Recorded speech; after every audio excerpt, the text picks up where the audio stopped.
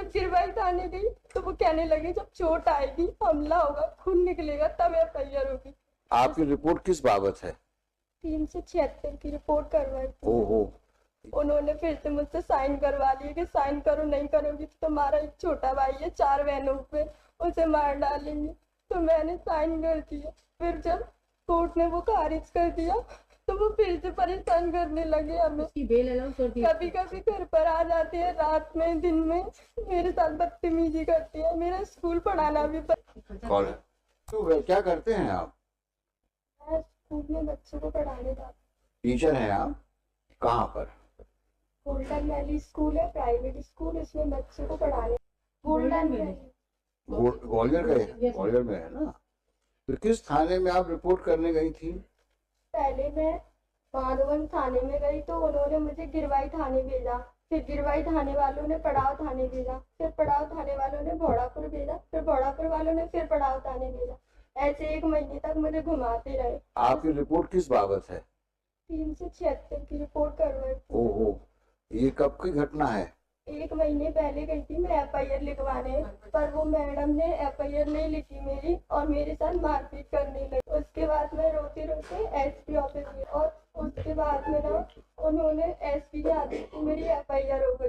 फिर भी वो मुझे रात में बोलने लगी 8 बजे कि तुम एफआईआर अभी भी करवाना चाहती हो, इतनी मार खा के तुम्हारी अकल ठिकाने नहीं आई। ऐसे फालतू फालतू बोलने लगी। मेरे जीजा जी मेरे साथ थे तो एफआईआर हो गई। फिर सुबह फिर वो डराने लगी। जब 164 के बयान देने गई तो आरोपी के घर वाले और मैं और मेरे जीजा थे पर उन्होंने फिर से मुझसे साइन करवा लिए कि साइन करो, नहीं करोगी तो तुम्हारा एक छोटा भाई है 4 बहनों पे, उसे मार डालेंगे।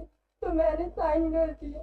फिर जब कोर्ट ने वो खारिज कर दिया तो वो फिर से परेशान करने लगे हमें। कभी कभी घर पर आ जाते हैं रात में, दिन में मेरे साथ बदतमीजी करते हैं। मेरा स्कूल पढ़ाना भी बंद करवा दिया उन्होंने।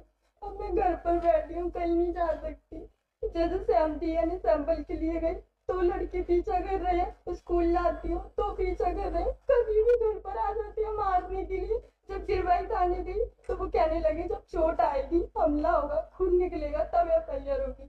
जब वो चाटे मारते हैं और संजीदा मैम तो इतनी बेकार है, मुझे पैदल चलाने लगी। भोड़ापुर थाने से पड़ाव तक पैदल ही ले गई।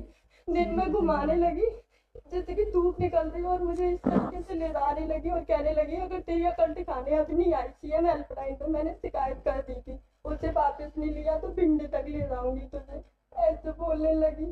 फिर मैं रोने लगी। मैंने कहा मुझे घर जाने दो, नहीं जाने दे रही। फिर मैंने अपनी एडवोकेट से बात की कि मैडम इनको समझा दो, ये मान नहीं रही। फिर उन्होंने बात की टीआई सर से।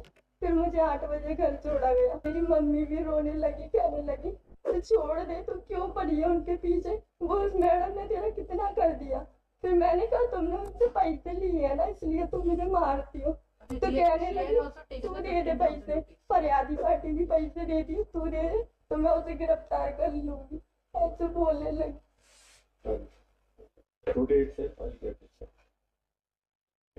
Very alarming. Today itself.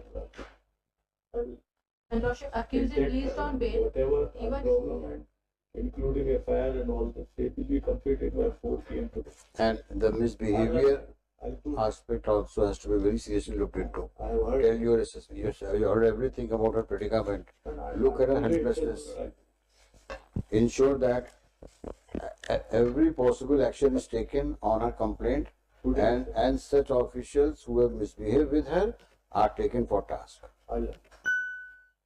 I'm posting it on Monday. Oh. This one Monday. Madam, you submit the this complete chart of the composite 5 reports. So I will not pass any order today. I will only say put up on Monday. You come. Let her also come on that day.